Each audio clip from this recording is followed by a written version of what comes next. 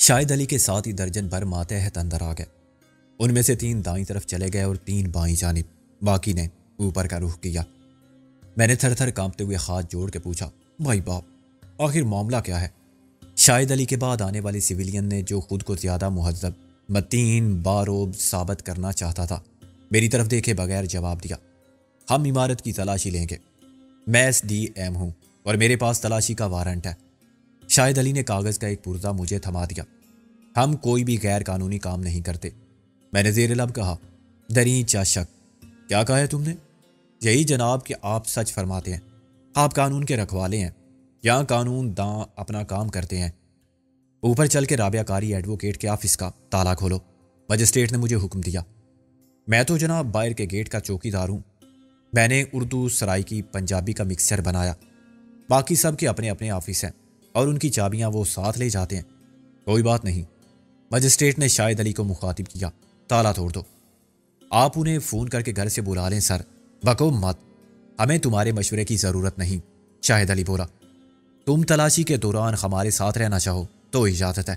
Magistrate بولا، تم گواہی دو گے کہ پولیس نے کوئی توڑ پھوڑ نہیں کی، ریکارڈ کو نہیں چھیڑا اور کوئی چیز ساتھ نہیں لے گئے۔ مائی باپ، پھر تلاشی لینے کا مقصد کیا ہے؟ میں نے کہا، ہمیں اطلاع ملی ہے کہ کچھ دہشت گرد ایک شخص کو اغوا کر کے یہاں لائے ہیں، ہمیں صرف ان مجرموں کو گرفتار کرنا ہے۔ مجسٹریٹ نے گول مول جواب دیا۔ شاہد علی نے مجھے آگے دھکیلا، زیادہ جرام مت کر، آگے چل۔ میں لڑکھڑا کے سنبھلا اور اوپر چلا گیا۔ پولیس ہر ممکن احتیاط سے کام لے رہی تھی، کیونکہ معاملہ قانون کی جنگ لڑنے والوں کا تھا، جو معمولی غلطی کو بھی بہت بڑا جرم بنا سکتے تھے۔ وہ اپنے ساتھ تالے کھولنے کا سامان ایک ماہر فن کو بھی لائے تھے۔ ماہر فن بھی پولیس کی وردی میں تھا۔ غالباً اس نے تالے کھولنے کی تربیت سند یافتہ چوروں سے حاصل کی تھی اور پھر محنتی یا خودداد صلاحیت سے اس کام میں مہارت حاصل کر لی تھی۔ چٹکی بجاتے میں اس نے رابعہ کے آفس کا دروازہ کھول دیا اور اندر داخل ہو کے لائٹ چلا دی۔ پولیس کے نصف درجن جوان یوں اندر داخل ہوئے جیسے اندر سے انہیں خوفناک مزاحمت کا اندیشہ ہو، اور مجرم جواب میں توپ اور ٹینک خانے سے مشین گنوں اور دستی بموں سے حملہ کریں گے۔ اندر کسی کو نہ پا کے وہ خاصے مایوس ہوئے۔ شاہد علی نے کہا، اچھی طرح دیکھو ہر جگہ۔ مجسٹریٹ نے انہیں خبردار کیا، کسی فائل کو ہاتھ مت لگانا، درازیں مت کھولنا اور کوئی چیز گرانا نہیں۔ شاہد علی نے برا سا منہ بنایا، اتنا ڈرنے کی کیا ضرورت ہے مجسٹریٹ صاحب، چھاپا تو چھاپا ہی ہوتا ہے۔ ہاں، مگر جواریوں کے اڈے پر اور وکیلوں کے آفس میں چھاپا مارنا ایک بات نہیں ہوتی۔ آدمی درازوں میں یا فائلوں میں نہیں مل سکتے، بس الماریوں میں، باتھ روم میں اور ایسی جگہ دیکھ لو جہاں کوئی چھپ سکتا ہے۔ تالا کھولنے والا اس کارروائی میں عملی حصہ نہیں لے رہا تھا اور ایک طرف کھڑا جمائیاں لے رہا تھا۔ غالباً اسے سوتے سے اٹھا کے لایا گیا تھا۔ میں نے اسے سرائیکی میں کہا، تم کہاں پولیس میں پھنس گئے؟ کیا مطلب ہے آخر اس فضول بات کا؟ وہ بولا۔ میں نے کہا، یہی کام تم دوسرے لوگوں کے ساتھ مل کے کرتے جو پولیس کی طرح وقت ضائع نہیں کرتے۔ تالے کھولتے ہیں، تجوریوں کے اور مال سے بھری ہوئی الماریوں کے، نقد زیورات، پرائز بانڈ سمیٹ کے ساتھ لے جاتے ہیں، خالیات نہیں لوٹتے۔ اس پر رکت تاری ہو گئی۔ شاید تم ٹھیک ہی کہتے ہو، میں نے رازداری سے کہا۔ تم کہو تو میں بات کروں، کیونکہ تمہارے لیے ایک پارٹی ہے میری نظر میں۔ وہ سوچ میں پڑ گیا، بندے بے ایمان تو نہیں ہے نا؟ آج کل میں جن کے ساتھ ہوں وہ بڑے مکار ہیں، حصہ دیتے وقت ڈنڈی مار جاتے ہیں۔ شاہد علی نے دھاڑ کے کہا، اوئے تم دونوں کیا راز و نیاز کر رہے ہو؟ کفل شکن کانسٹیبل نے بڑی بے خوفی سے کہا، سر جی میں اس کتے کے تخم سے پوچھ رہا تھا کہ بندے اس عمارت میں کہیں چھپے ہوئے ہیں تو بتا دے، ورنہ بعد میں پولیس برآمد کر لے گی تو سب کے ساتھ میرے عدم تعاون کی سزا کیا ہوگی؟ اسے ناقابل اشاعت سمجھا جائے۔ ڈی ایس پی شاہد علی نے تعریفی نظروں سے اپنے ذہین ماتحت کو دیکھا۔ ٹھیک ہے، ذرا اچھی طرح پوچھ اس سے۔ پھر وہ دوسروں کی طرف متوجہ ہو گیا جو مجسٹریٹ کی واضح ہدایات کے باوجود ایسے مقامات پر ملزمان کو تلاش کر رہے تھے جہاں سے انسان تو کیا چوہا بھی برآمد نہیں ہو سکتا تھا۔ چوکیداروں سے اپنا بڑا یارانہ ہے، وہی صحیح مخبری کرتے ہیں۔ ابھی 2 ہفتے پہلے پتہ چلا تھا کہ پلاٹ کا سودا ہوا ہے اور ادائیگی شام کو ہوئی، پیسہ رات بھر گھر میں ہوگا۔ 4 لاکھ ہاتھ لگے تھے، مگر میرے ساتھ دھوکہ ہوا، بس 10,000 دے کے تجوری میں کچھ نہیں تھا۔ رقم تو الماری میں سے ملی اور الماری پہلے سے کھلی ہوئی تھی۔ یہ تو بڑی غلط بات ہے۔ میں تجوری کھولتے ہوئے پکڑا جاتا تو سب بھاگ جاتے، کوئی میرے ساتھ مار نہ کھاتا، پھر میرا حصہ کم کیوں؟ میں نے آ بھری، دنیا میں انصاف کہاں ہے یار؟ مگر خیر، یہ پارٹی ایسی نہیں ہے میں بتاؤں گا تمہیں۔ تلاشی لینے والے اپنی ناکامی کا اعلان کر چکے تھے۔ یہاں کوئی نہیں ہے سر جی، چھت پر جا کے دیکھو، شاہد علی نے کہا۔ ہاں کہیں وہ چھت پر سے کود کے فرار نہ ہو گئے ہوں، میں نے کہا۔ شاہد علی نے مجھے خونی نظروں سے دیکھا۔ ہم سے مذاق کرتا ہے؟ مجسٹریٹ نے اسے روک لیا، ورنہ اس کا ہاتھ مجھ پر اٹھ جاتا۔ تمہیں صرف تلاشی لینے کا اختیار ہے، مار پیٹ کا نہیں۔ قاضی کے گھر کے چوہے بھی سیانے ہوتے ہیں۔ یہ کل مجھے گواہ بنائے گا کہ پولیس نے اس پر تشدد کیا تھا۔ میں نے کہا، میں بیگم صاحبہ کو اطلاع دینا چاہتا ہوں۔ کس بات کی؟ جو کچھ یہاں ہو رہا ہے اس کی، میں نے کہا۔ اچھا ہے اگر وہ خود دیکھ لیں اپنی آنکھوں سے۔ مجسٹریٹ اجازت دینے پر آمادہ نظر آتا تھا اور شاہد علی کی صورت پر ناخوشی کے آثار تھے، مگر کسی کے انکار یا اقرار سے پہلے دھماکہ ہو گیا۔ مرزا غالب نے یوں قدم رنجا فرمایا کہ خود میں بونچ کا رہ گیا۔ چوکیدار، یہ کیا ہو رہا ہے یہاں؟ غالب نے سخت برہمی کا اظہار کیا۔ کیا کوئی قتل ہو گیا؟ پولیس کیا کر رہی ہے یہاں؟ اپنا وقت ضائع کر رہی ہے جناب، میری نیند تو خراب۔ نیند کے بچے سیدھی طرح کیوں نہیں بتاتے کہ ہم خانہ تلاشی کے وارنٹ لے کر آئے ہیں؟ ڈی ایس پی شاہد علی نے دانت پیس کے کہا۔ تم کو بھی دکھا چکے ہیں، لیکن کیوں؟ ایک لیگل فرم میں ایسی کیا بات ہے؟ اب مجسٹریٹ نے کہا، تم کون ہو؟ یہ تمہارا آفس ہے؟ اگر یہی سوال میں تم سے کروں پھر؟ غالب نے کہا، باقی سب تو پولیس والے لگتے ہیں۔ میں مجسٹریٹ ہوں، میں چیف رپورٹر ہوں۔ غالب نے اپنا کارڈ اس کے سامنے کر دیا۔ اس کمپنی کے تینوں پارٹنر میرے قریبی دوست ہیں، مس رابعہ قاری، ایڈوکیٹ عبد الودود منصر اور وقار یوسف۔ کیا انہیں اس کارروائی کا علم ہے؟ میں نے کہا۔ میرے منع کرنے کے باوجود انہوں نے تالا خود کھول لیا اور مجھے فون بھی نہیں کرنے دیا۔ تالا کیسے کھول لیا؟ غالب نے حیرانی سے کہا۔ یہ ایک چور کو بھی وردی پہنا کے ساتھ لائے تھے۔ میں نے تالا کھولنے والے کی طرف اشارہ کیا۔ تالے کھولنے کا سب سامان ہے اس کے پاس، یہ بکواس کرتا ہے، ڈی ایس پی شاہد علی نے کہا۔ اچھا پھر تم بتاؤ کہ اس آفس میں تالا کھولے بغیر اتنے لوگ کیسے داخل ہو گئے؟ غالب نے کہا، سارے دروازے مقفل تھے اور چابی صرف انہی کے پاس رہتی ہے جو مالک ہے۔ یہاں جتنے آفس ہیں سب اس وقت بند ہے اور کسی کی چابی چوکیدار کے پاس نہیں۔ ڈی ایس پی صاحب، بولتے کیوں نہیں آپ؟ اور آپ مجسٹریٹ صاحب، ان کفل شکن چوروں کی اس غیر قانونی فعل کی نگرانی آپ کر رہے ہیں؟ اتنا وقت نہیں تھا ہمارے پاس۔ ڈی ایس پی نے بغلیں جھانکتے ہوئے اپنا دفاع کیا۔ ملزمان کی گرفتاری ضروری تھی۔ کیوں؟ کیا قیامت آنے والی تھی؟ آسمان گرنے والا تھا؟ اندر ایسے مجرم تھے جو ایٹم بم کا دھماکہ کرنے والے تھے؟ غالب نے داڑ کے کہا۔ اور یہ ملزمان کون ہے آخر جن کی تلاش میں تم اتنا بڑا لشکر لے کر یہاں آ گئے؟ اتنی تیاری سے تم رات کو حملہ کرتے تو کشمیر فتح کر لیتے۔ میں ابھی بات کرتا ہوں ڈی آئی جی صاحب سے اور سب اخبار والوں کو بتاتا ہوں۔ ڈی ایس پی نے ٹیلی فون پر ہاتھ رکھ دیا۔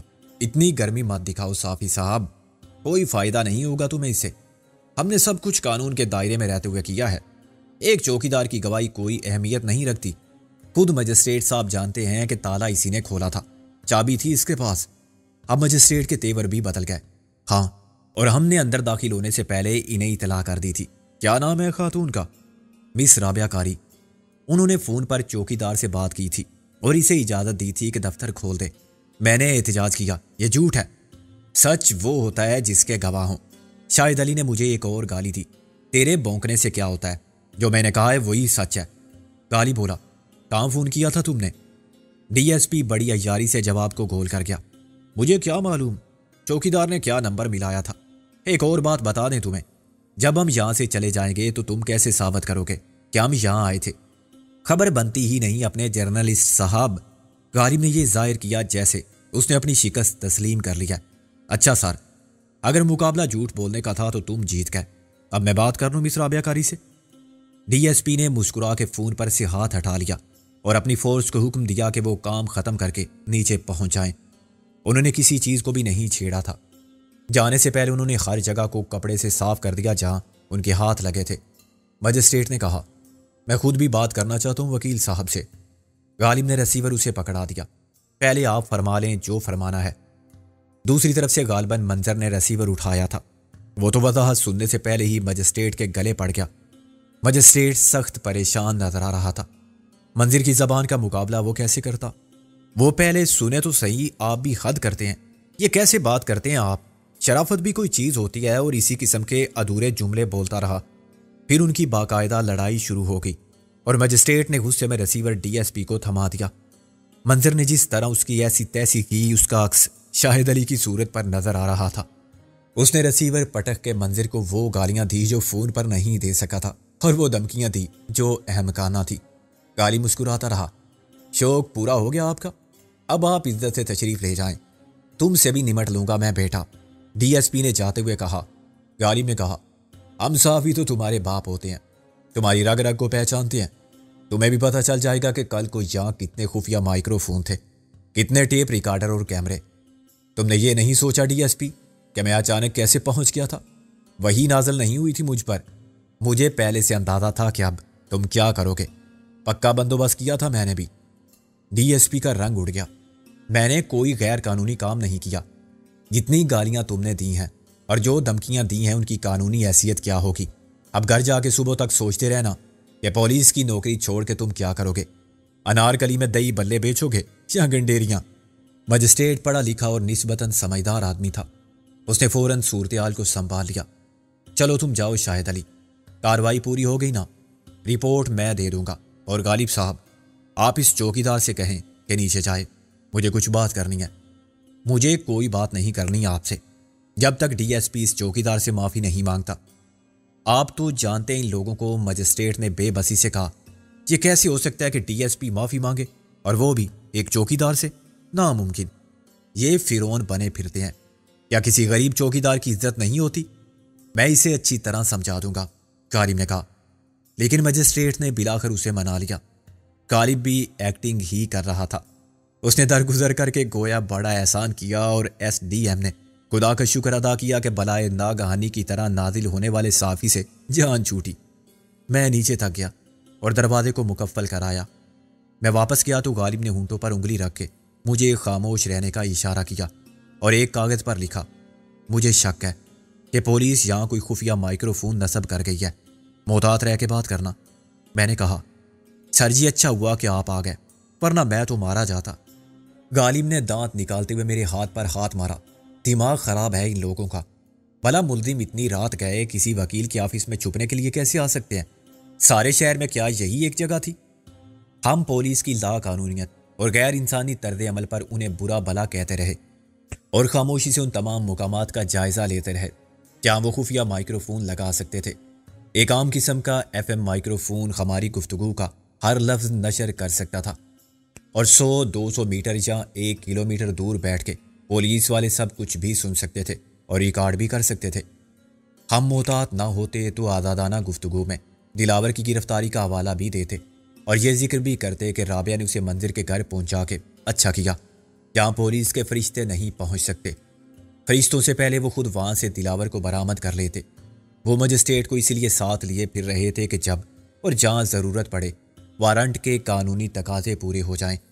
دلاور اگر منظر کے گھر سے برآمد ہوتا تو صورتحال بہت خراب ہو جاتی۔ وکیل ہو یا جج، قانون کی گرفت سے تو کوئی بھی بالاتر نہیں ہے۔ میں نے میز کی اور کرسیوں کی سطح کے نیچے ہاتھ پھیر کے دیکھا، صوفوں الماریوں کے پیچھے، ہر کرسی کی پشت پر اور کچن کے ہر شیلف میں برتن ہٹا کے دیکھا، بیڈ کے نیچے جھانکا اور دروازوں کے پٹ اور چوکھٹوں پر ٹارچ کی روشنی ڈالی کہ کہیں کوئی دبا یا ایسا داغ نظر آئے جو پہلے وہاں نہیں تھا۔ مقناطیسی قسم کے ایف ایم مائکرو فون کسی بھی لوہے کی چیز پر خود چپک جاتے ہیں، ورنہ انہیں ایک خاص قسم کی چپکنے والی شفاف گوند سے لگایا جا سکتا ہے۔ غالب نے فرنیچر کو نہیں دیکھا۔ اس نے میز پر رکھی ہوئی بہت سی چیزوں کی تلاشی لی، ان میں ٹیبل لیمپ، گلدان، ایش ٹرے وغیرہ شامل تھے۔ اس نے ٹیوب لائٹس کی پٹی پر ہاتھ پھیرا، وال لائٹس کے شیڈ، سوئچ بورڈ، پنکھوں، ریگولیٹرز پر مائکرو فون تلاش کیا اور بلاخر کامیابی اسی کے حصے میں آئی۔ مائکرو فون ایک پینٹنگ کے فریم کی پشت پر دریافت ہوا۔ یہ ایک مشہور برطانوی مصور کانسٹیبل کی بنائی ہوئی تصویر تھی جو مناظر فطرت کو پینٹ کرنے میں لافانی شہرت کا حامل ہے۔ ظاہر ہے یہ اصل تصویر نہیں، اس کا پرنٹ تھی۔ اس کی وسعت کے اعتبار سے فریم بھی 3 انچ چوڑی اور آدھا انچ موٹی لکڑی کا تھا، جس کے نقش و نگار پر سنہرا رنگ پھیرا گیا تھا۔ اس کے پیچھے 2 انچ چوڑا اور 4 انچ لمبا مائکرو فون کسی کو نظر نہیں آ سکتا تھا، کیونکہ اس کا رنگ سیاہ تھا اور فریم کے پیچھے اندھیرا رہتا تھا۔ فریم کا وہ کنارہ جس پر مائکرو فون چسپاں تھا رابعہ کی ٹیبل کے قریب دائیں ہاتھ والی دیوار پر مشکل سے 6 فٹ دور ہوگا۔ میں نے پولیس والوں کی ہوشیاری کو سراہا۔ انہوں نے ہماری آنکھوں میں دھول جھونکتے ہوئے بڑی صفائی سے مائکرو فون لگایا تھا اور اس کے لیے جگہ بھی خوب منتخب کی تھی۔ کمرے کی ہر دیوار پر آرائشی تصاویر آویزاں تھیں۔ برطانوی مصور کی طرح پاکستان کے قدرتی مناظر کی نقاشی کرنے والے استاد اللہ بخش کے علاوہ زین العابدین اور حنیف رامے کی مصوری کے نمونے بھی دیواروں پر موجود تھے۔ یہ نقل نہیں بلکہ اصل شاہکار تھے جو رابعہ نے کسی نمائش سے خریدے ہوں گے۔ ان کے فریم بھی مائکرو فون چھپانے کے لیے موزوں تھے مگر نسبتاً دور تھے۔ میں حیران تھا کہ یہ کام کس نے کیا اور کب کیا۔ پھر مجھے خیال آیا کہ یہ تو وہی جگہ ہے جہاں میں کفل کھولنے کے ماہر کے ساتھ کھڑا ہوا تھا۔ میرا خیال تھا کہ اسے باتوں میں لگا کہ میں نے بڑی ہوشیاری دکھائی ہے، حقیقت اس کے برعکس تھی۔ مجھے باتوں میں الجھا کے وہ اپنا کام کر گیا تھا۔ میں نے اور غالب نے سراغ رسی کے اس کارنامے پر ہاتھ ملا کے ایک دوسرے کو مبارکباد پیش کی اور پھر وہیں کرسیوں پر بیٹھ گئے۔ میں نے چائے بناتے ہوئے سرائکی میں بات کی اور غالب پنجابی میں اظہار خیال کرتا رہا۔ کچھ دیر بعد منظر آ گیا۔ حسب عادت اس نے ہنگامہ برپا کر دیا۔ میں کہتا ہوں نام بتاؤ مجھے اس بوتنی والے مجسٹریٹ کا۔ ڈی ایس پی شاہد علی کی تو PWL۔ میں نے چوکیدارانہ جہالت سے کہا۔ وہ کیا ہوتا ہے جی؟ ابے GP کو کہتے ہیں، مگر تو کیا سمجھے گا؟ منظر نے مجھے آنکھ ماری اور میں نے بڑی مشکل سے ہنسی ضبط کی کیونکہ میں ان تمام انگریزی حروف تاجی کے مطلب سے بخوبی واقف تھا۔ تاہم یہ جن الفاظ کا مخفف ہیں وہ پریس کی آزادی کے دور میں بھی شائع نہیں کیے جا سکتے۔ رابعہ نہیں آئی تمہارے ساتھ؟ غالب نے بآواز بلند کہا۔ منظر نے مائکرو فون کی طرف رخ کر کے جواب دیا۔ اس کی طبیعت نہیں ٹھیک کل سے، بخار تھا شام کو۔ ڈاکٹر نے گھر آ کے دیکھا اور دوا دے دی، بس اس کے بعد سے گدے بیچ کے سو رہی ہے۔ اسے عشق کا میادی بخار ہے، غالب نے کہا، اور اس کا علاج کسی چارہ گھر کے پاس نہیں سوائے اس کے جو سالہ غائب ہے۔ مجھے تو لگتا ہے اسے خرکار پکڑ کر لے گئے۔ خرکار کو خرکار ہی لے جا سکتے ہیں۔ خیر اچھا ہوا، غالب نے کہا، ہماری جان بھی چھوٹی اور عذاب ختم ہوا، رابعہ کا بھی۔ انہوں نے میرے گھورنے کی پرواہ نہیں کی۔ اصل مقصد تو پولیس کو یہ بتانا تھا کہ رابعہ 2 دن سے منظر کے گھر میں ہے اور بخار کی حالت میں اس کے کسی اغوا کی واردات میں ملوث ہونے کا سوال ہی پیدا نہیں ہوتا۔ اس خبیث کا بھی کچھ پتہ ہے؟ منظر نے کہا۔ وضاحت فرمائیے، آپ کس کا پوچھ رہے ہیں؟ غالب بولا۔ ابے وہی رابعہ کے عشق کا وائرس، سکندر اعظم کی اولاد، ایسے غائب ہے جیسے تمہارے سر سے سینگ۔ غالب بنسا، میرا خیال ہے کہ وہ اور چودھری دلاور اپنے سارے جھگڑے خود نمٹانے کے لیے کہیں چلے گئے ہیں، ڈوئل لڑنے کے لیے، تلواریں سونت کے آمنے سامنے مقابلہ ہو۔ کیسی عدالت، کہاں کا قانون؟ جو جیتا وہی سکندر، جو ہارا وہ دارا۔ یہ سب آرامی پن اسی کا ہے مرزا، اس نطفہ نا تحقیق کا۔ میں سکندر کو بتا دوں گا اس کے بارے میں۔ ابے صافی کے گھوڑے، میں چودھری دلاور کی بات کر رہا تھا۔ اسی نے بھیجا ہوگا پولیس کو۔ وہ تو خود مفرور ہے پولیس کے ڈر سے۔ یار سب ڈرامہ ہے، شرط لگا لو تم مجھ سے، وہ SP کے ساتھ بیٹھا ہوگا جو اسلام آباد سے تفتیش کا ناٹک رچانے آیا ہے۔ منظر بولا۔ سنا تو یہ ہے کہ وہ بڑا ایماندار اور فرض شناس ہے۔ منظر نے کہہ کا بلند کیا۔ بھائی ان کا یہی طریقہ کار ہے بیٹے، جو واقعی ایماندار ہوں ان کے بارے میں جھوٹے قصے پھیلائے جاتے ہیں کہ بڑا راشی ہے اور منہ کو آرام لگا ہوا ہے، لیکن بنتا ہے پارسا۔ جو آرام کھاتے ہیں ان کے بارے میں باقاعدہ تشہیری مہم چلائی جاتی ہے کہ بڑے ولی اللہ ہیں۔ پیسہ ایسی چیز ہے بھائی۔ غالب نے آ بھری۔ مجھے ابھی تک یہ پتہ نہیں چلا کہ آخر تیری سواری ادھر کیسے آ گئی۔ غالب بولا۔ بس یار، میں آخری کاپی جانے سے پہلے ہی نکل کھڑا ہوا تھا، کچھ پروگرام تھا، اسی کے ساتھ جو تجھے دوری مار مارتی ہے، ایک عشق کی اور دوسری نازک ہاتھوں کی۔ منظر نے ملامت سے کہا۔ نام دیکھو ذرا، نازو، نہ ناز نہ نزاکت، اس کا نام تو کچھ فتنہ بانو یا خونی بیگم ہونا چاہیے تھا۔ ایسے تو تمہاری منقوہ کا نام بھی زرخیز خانم ہونا چاہیے، غالب بولا۔ منظر نے زبردست کہکا مارا۔ ابے مان گئے تجھے بوتنی کے، کیا نام تجویز کیا ہے، مس زرخیز خانم۔ مس تو خیر وہ ہے نہیں، مگر جس تیز رفتاری سے اس نے مجھے 16 بچوں کا باپ بنایا ہے، اس کے بعد تو یہی نام جچتا ہے اس پر۔ منظر بولا۔ اب نکل یہاں سے تاکہ میں تالا لگاؤں۔ نیچے آ کے منظر نے مجھے آڑے ہاتھوں لیا۔ ابے چوکیدار کے گھوڑے، فرانچ وکیل کے کھوتے، یہ کیا مصیبت بھیج دیا تو نے میرے گھر؟ قسم خدا کی مجھے تو یقین نہیں آیا دلاور کو دیکھ کے۔ اتنے بڑے بدماش ہو گئے ہو تم لوگ، تھانوں پر حملے کرنے لگے ہو۔ سوچو بیٹا کہ پکڑے جاتے تو کیا ہوتا۔ اس کے بارے میں کیا سوچنا جو ہوا ہی نہیں، مگر دلاور کو اغوا کر کے نہ لاتے تو کیا کرتے؟ پولیس نے تو اسے صاف بچا لیا تھا۔ قانون کی ایسی تیسی کرنے والوں کے ساتھ یہی ہونا چاہیے۔ اب تم جاؤ اپنے گھر، صبح ملاقات ہوگی۔ اور وہ آدم خور شیر چودھری دلاور میرے گھر میں کب تک رہے گا؟ زیادہ سے زیادہ کل تک۔ اور کل کے بعد؟ منظر سخت پریشان تھا۔ جہنم میں نے بھنا کے کہا، یعنی تمہارے ساتھ؟ ٹھیک ہے، بس واپس مت آنا جہنم سے۔ قسم خدا کی 16 بچوں کی یتیمی کا خیال نہ ہوتا تو میں خودکشی کر لیتا۔ ابے نہ دن کو چین نہ رات کو آرام، تم تو عذاب الہی بن گئے ہو میرے لیے۔ تیرے اعمال ہی ایسے ہوں گے نورے چشم۔ اب جا اپنے سطر میں نونیال کے بارے میں سوچ۔ اب کیا خاک سوچنا ہے؟ سنگے بنیاد تو رکھ دیا۔ منظر نے بڑبڑاتے ہوئے کہا، اے بھائی نیچے اترو گاڑی سے۔ غالب اس کی گاڑی سے اتر گیا۔ کیوں؟ دھکا لگانا ہے کیا؟ میں جا رہا ہوں اپنے گھر۔ منظر نے دروازہ بند کر لیا۔